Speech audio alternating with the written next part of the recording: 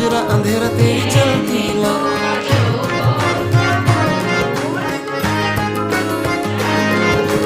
सजरा सवेरा मेरे तन भर से, कचरा अंधेरा तेरी चलती ला। अतरा मिला जो तेरे दर पर से, ओ मौला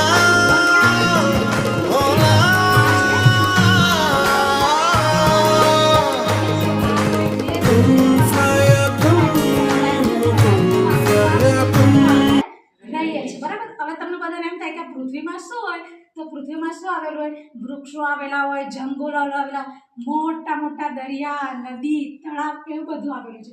એના પર પાછળ હાથી, સિંહ જેવા પ્રાણીઓ પણ રહેલા છે. પછી એમાં એક ગામમાં આપણું આ ઘર છે, ઘરમાં બધા માણસો પણ રહે છે. અને હવે બધા માણસો થયા એટલે માણસોએ શું વિકાસ કર્યો એટલે કારખાનાઓની ચીમની બનાવી, સોલાર ઉર્જા છે. એ સોલાર ઉર્જામાં આપણે ક્યાંથી બધાનો ઉપયોગ કરીએ છીએ કે સૂરજ દાદા છે ઉપર રહે છે અને ઉપરથી એ તપે છે, એમાંથી આપણે શું મેળવીએ છીએ?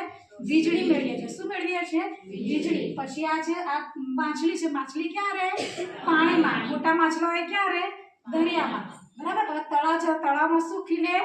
કમળ. શું ખીલે? કમળ. આપણું રાષ્ટ્રીય ફૂલ કયું કહેવાય? કમળ. કયું કહેવાય? કમળ. આવી ગયું સમજમાં? એટલે આપણે પૃથ્વી છે અને આપણે પૃથ્વીનું શું કરવાનું છે?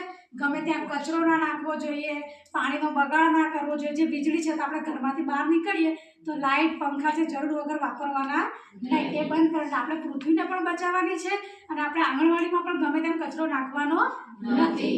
આપણે ચોખ્ખાઈ રાખશું તો આપણી આંગણવાડી પણ ચોખ્ખી રહેશે અને આપણે પણ જાતે તંદુરસ્ત રહીશું. એટલા માટે પહેલાં આપણે સ્વચ્છતા રાખવાની, પછી આપણે પૃથ્વીનું જતન કરવાનું છે. એ જ આપણી આ પૃથ્વી અને સૃષ્ટિ છે.